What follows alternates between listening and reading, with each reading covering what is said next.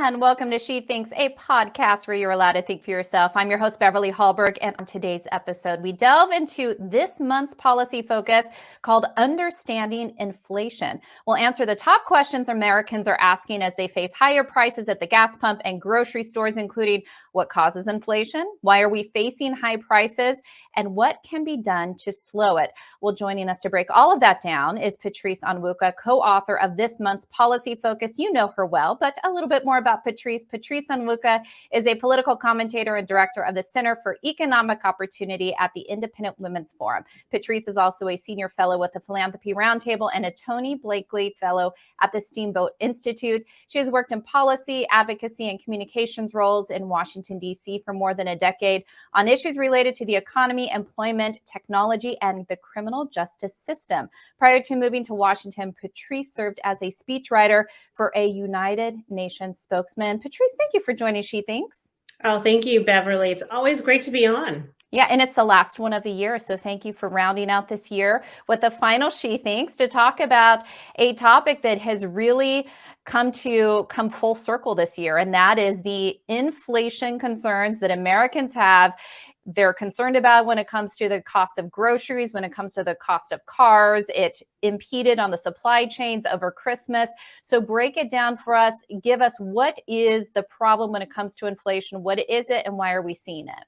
Absolutely. Well, inflation is a kitchen table issue. There is nothing that's top of mind more right now for Americans than the cost that they're spending at the grocery store, at the gas pump, just to heat their own homes.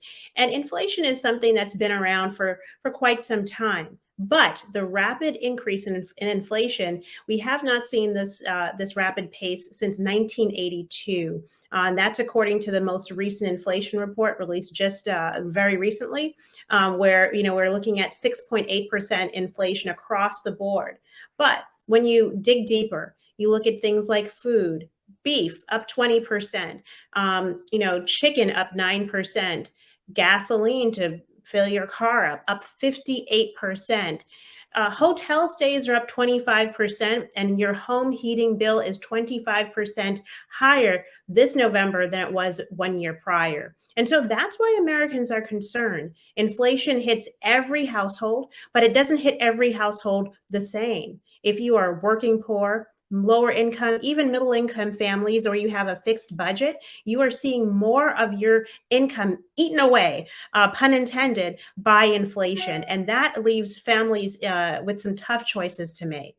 And I think it's been interesting to see how the Biden administration has tried to message the topic of inflation. They've used different terms such as this is transitory. They're now admitting it's not, that this is here to stay. But they seem to think that they can praise the economy while at the same time Americans see day in and day out how much this impacts them. Is the administration just tone deaf and just skewing numbers to try to serve their own purposes? But I'm assuming that's not actually polling well with the American people. Well, no. So speaking of polling, I've looked at some recent polls from various news sources across the spectrum, and at least 40% or more of Americans recognize that inflation is very much tied to government spending.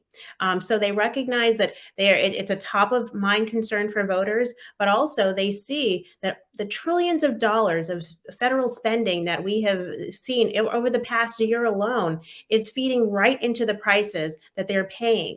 And while, yes, there are bright spots in the economy, we have 11 million open positions right now, but we have 4 million people sitting on the sidelines now than at the start of the pandemic. So you got a lot of people who are unemployed. That's driving the worker shortage, feeding right into prices. Wages are rising, but they're not rising fast enough to keep up with inflation. That is why the real wage, which is really what you earn, is decreasing. It's declining. And so when families are saying, "Wow, I got a little bit of a pay raise, but I don't feel it. It's going right back out of the window every time I go to the gas pump or every time I go to the grocery store," it's because inflation is eroding their purchasing power. And I know with all of this, we look to the reasons why we're here. Some are saying the supply chain issue is part of it. Some are saying the pandemic played a large role. I know that it includes a lot of different factors. How much do you say here are some specific policies that the Biden administration put forward that are directly impacting inflation? Well, I would say that their federal policy from the Biden administration is feeding some of this. So there, as you rightly said, that there are different causes driving inflation. You've got the supply chain disruptions, overseas and here in the United States, in part because the lockdowns forced companies to stop producing. Inventories fell. At the same time, there's lots of pent up demand. So people are back out trying to shop, trying to buy all of those delayed purchases. They're now buying homes, building homes. And so you have that kind of confluence of or convergence of issues at the same time. The worker shortage, though, feeds into both of those because you don't have enough workers, whether because they're number one retiring, they can't find childcare as schools are still not fully opened, or there's been back and forth, or parents have had to make some choices to find flexibility, or for some people who just they worry about COVID. And then there's some people who, frankly, were earning far more from generous government assistance than they were working a regular job. So And the worker shortage is actually feeding into those prices, driving the supply chain disruptions, making it hard to find truckers to get our goods from the ports to our store shelves. And the stores can't find workers to put the goods out of the boxes and onto the store shelves or cashiers. So there are lots of these different forces going on. Federal policy, though, makes a difference. Number one, when you are providing stimmies, all those wonderful stimulus checks that were not targeted. They did not go to families who had disruptions in their employment, but were broadly distributed to as many households as possible, as quickly as possible. Now you got a lot of people who, they don't feel the pressure of needing to find work, or families sitting on a lot of cash that they're willing to spend, which is not a bad thing, but you have all of this cash in the entire economy, and not enough goods. And so that's kind of where you get the inflation coming in. And you mentioned a word, transitory. The Janet Yellen, who's our Treasury Secretary, has used that term for months on end. Well, no, it's not going to just come and go very quickly. This is going to be here to stay because it's going to take time for the supply chain disruptions to peter out. It's going to take time to get workers back into the workforce. And if you add in $3, $4, $5 trillion more of federal spending, particularly sending a lot of money to different households that don't need it, that is not going to help inflation recede. It's going to accelerate it.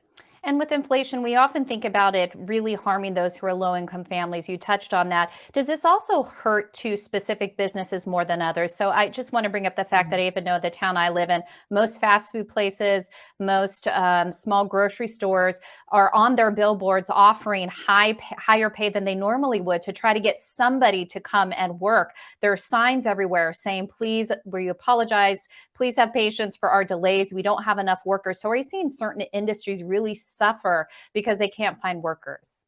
I do. I do think you're seeing that in retail. You're seeing that in food and dining or hospitality. Those are kind of the lower income positions. They tend to have high turnover to begin with, and those were the workers who were the first to lose their jobs when the pandemic lockdowns kicked in, and were least likely to be able to hold on to them.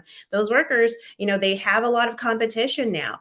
You've got warehousing jobs that are increasing, so there are lots of opportunities to work in an Amazon or to be delivering for Uber in the gig economy. So I think you're seeing a lot of those workers kind of move into other areas. Childcare workers, again, not particularly high paid, but that's because most childcare workers do not have degrees. These are people we trust our babies and our children to them. But if they're finding higher pay in other industries, then that's gonna have an impact on childcare availability. And hey, wait a minute. That's connected to working moms and dads. So if working moms and dads can't find a childcare provider because the childcare providers can't find workers, that's going to have a rippling impact across the entire economy. Also, small versus big businesses. Big businesses can afford to pay $18 an hour in certain areas. A small mom and dad, they have a shop, they don't have that kind of, that they may not be able to afford that. However, interesting new surveys of those unemployed workers who lost their jobs because of COVID, you would think that the biggest incentive to get them back would be higher pay. It's not. Number one, it's a signing bonus of, let's say, $1,000, but number two, flexibility. So if Mm. small businesses can find ways to provide flexible schedules, part-time work, working from home, they may be able to be competitive and to lure some of those workers back into their doors.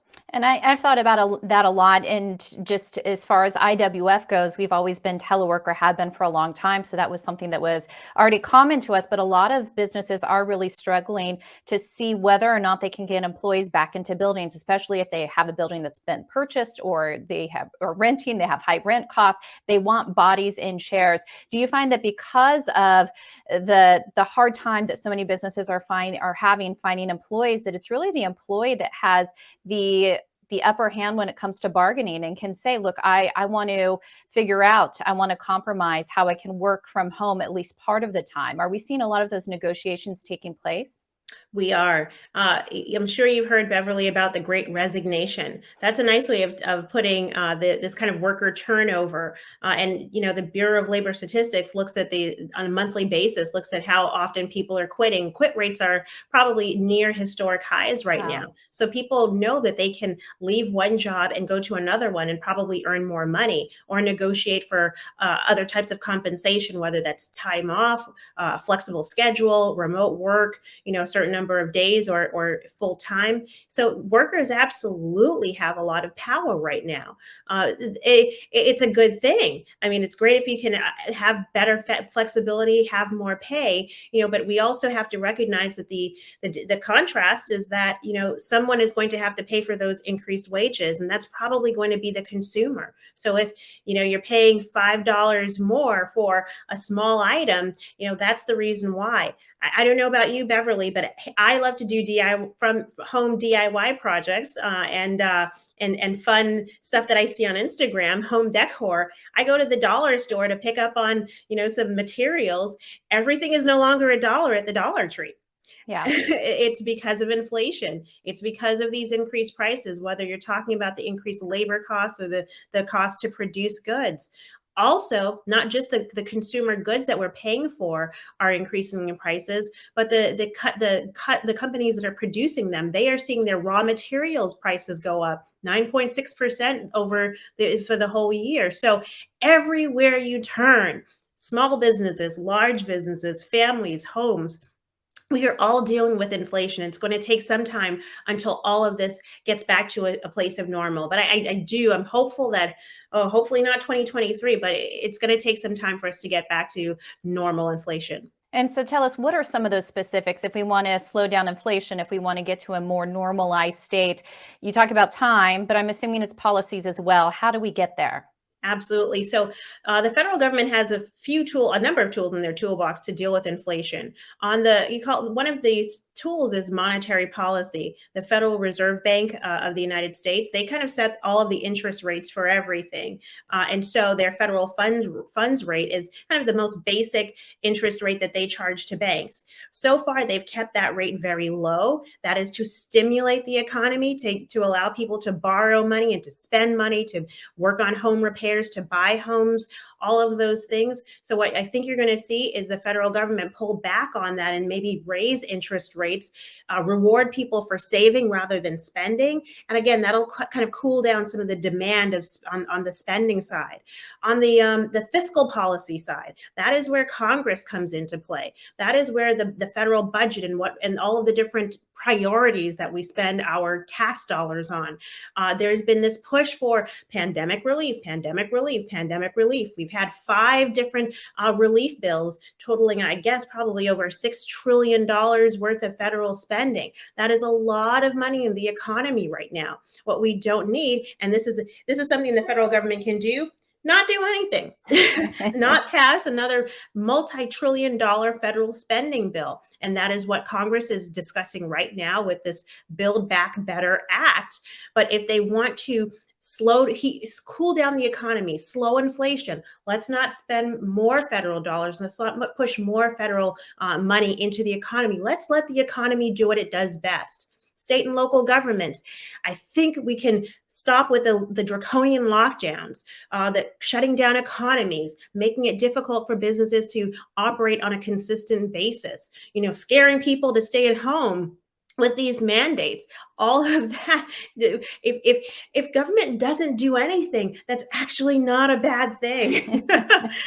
So those are some of the tools that I think our federal and state local policymakers can be doing to slow down inflation. And I guess that's your New Year's Eve pitch for lawmakers next year. Do less, not more. We don't need more Yes, spending. 2 words, do less. I love it, Beverly. That is a fantastic tagline. Now, one of the things that we can do is, of course, take a look at this policy paper called Understanding Inflation. You can find it at IWF.org. Patrice Onwuka with IWF and also the co-author of this report. Thank you so much for joining us on the final She Thinks of the year.